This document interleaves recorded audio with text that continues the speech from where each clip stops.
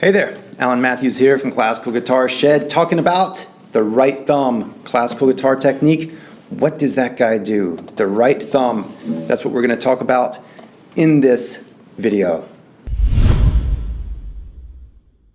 So the right thumb in classical guitar technique, we can do this a few different ways. In general, we want to organize the hand around the fingers so that the fingers have the best movement, and we want that C shape in the hand so that we can make a nice flow. We push through this big knuckle right here with our fingers, and then the thumb kind of has to do whatever it has to do to work around the fingers. So in normal playing arpeggio stuff, organize your hand around the fingers, and then the thumb just does its thing, according to the things that we'll talk about in just a second also. But that's one of the main things to realize, is that don't optimize for the thumb, optimize for the fingers if both are going on, because the tone is much more forgiving on the thumb than it is on the fingers, and we typically play a lot more notes with the fingers than the thumb, unless we're a flamenco player, which sometimes their thumb stuff is off the scales.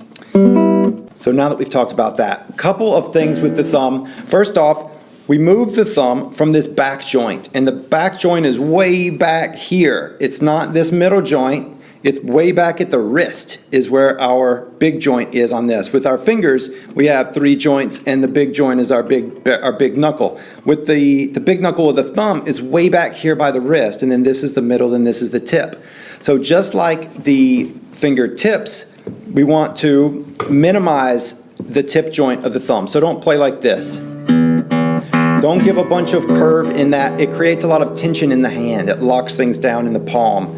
And so we don't want to do that. We want to instead keep the finger fairly rigid, which is not to say you have to tense up anything. Just hold it straight and then move it from the back like this. So that then the movement comes from the big knuckle way back here.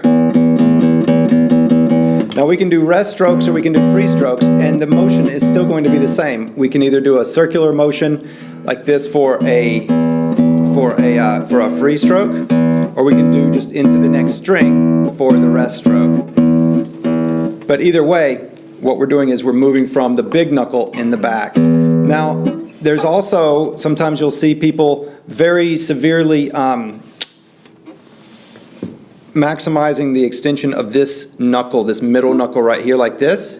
And in general, I advise against that because it puts the hand at a disadvantage. It's at the end of the range of motion, and generally we want to stay around the middle of the range of motion so that we have the most number of options and the most strength from there. However, you'll see, again, some flamenco players buckling that joint, playing very much more on top of the strings, like this, kind of more perpendicular, straight down, and doing some really cool effects with it. But it's typically a more specialized affair on that, and for a specific reason, for a really punchy, bright bass. There's oftentimes also some upstroke happening with it.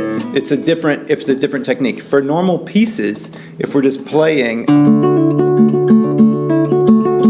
if we're doing something like that, then our hand's going to be in a C shape here. The thumb will be more or less straight, and we'll be moving from the wrist joint of the thumb, not moving the index at all. And you can do it this way with or without the fingernail, so you don't necessarily have to have a thumbnail. If you don't want one, you can do this. The angle by which you attack the string with the thumb is going to depend on your finger angles. So if you're organizing your hand around your fingers, then your thumb will be at whatever angle it comes to the string in, which is about a 45 probably most of the time.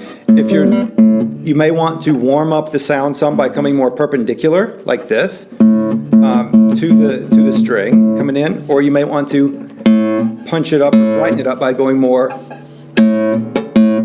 at a right angle. No, parallel this way and perpendicular this way. I'm messing up my P words.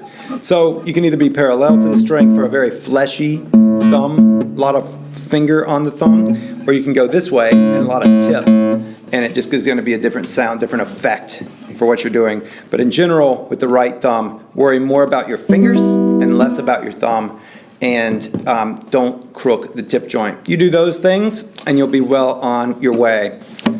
Have fun with that. One big right thumb up. I'll talk to you soon. Please subscribe to this channel if you haven't.